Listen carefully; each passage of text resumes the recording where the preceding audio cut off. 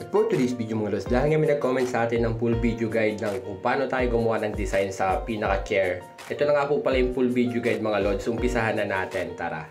Dito nga mga idol is nag-fold lang po ako ng tela yan. Ganito po yung pagpo-fold niyan mga lods, mas maliliit lang ng konti yung fold mga idol. At yung pinakadulo ng cloth po natin is tinalian ko siya ng tie wire.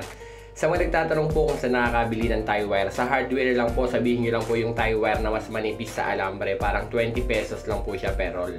Dito nga is inikot ko lang siya sa pinaka upuan natin, tapos pinold ko lang din po yung kabilang dulo, yan. Tapos itinali ko lang po yung pinaka tie wire natin para humigpit po sa upuan mga lods. Ang tela ko nga po palang ginamit dito is Gina Silk mga lods, tapos yung cloth po na haba ng ginamit ko rito is nasa 4 yards. Nasa sa inyo po kung 4 yards, 3 yards and a half mga idol, wala pong problema ron. Bali kung mas mahaba po yung cloth nyo, mas marami po yung magagawa yung rose splits design sa likod ng upuan o yung gagawin nating flower pole design. Pwede po kayo mag-fold dito ng dalawa lang kung maiksi po yung cloth nyo. Pwedeng tatlo, pwedeng apat, pwedeng lima. Depende po sa laki na gusto nyo at sa dami ng flower pole na gagawin nyo sa pinaka design sa upuan mga lods. Dito nga sample video lang to mga idol. Dito is nag-fold lang po ako ng tatlo, tapos yung sobra pong cloth na nakalaylay, ipo-fold niya lang ulit siya pataas mga idol. Dito is tinupi ko lang din po yung pinakadulo niyan, tapos pinold ko siya pataas. Tapos itinali ko po siya sa tie wire mga idol.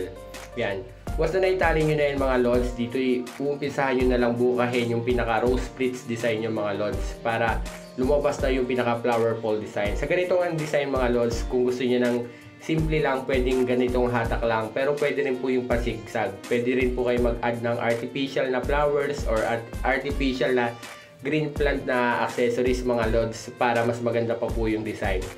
Bali mag-upload pa rin po tayo ng iba't ibang design sa chairs mga lods. Dito nga is pwede siyang ipwesto kahit sa taas or baba. Gagawa na lang po ulit ako ng reels video or full video guide para makuha nyo yung sinasabi natin mga lods. Dahil dito ay sample video lang, ito lang po muna yung ginawa natin. Pwede rin po dito kung 2 colors combination, kaya abangan nyo na lang po mga lods.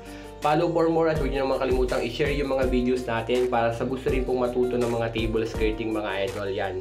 Ito na nga po pala isang simpleng design natin at ito po naman po yung itsura niya kapag meron pong green plant accessories. Hanggang dito na nga lang po. Maraming salamat.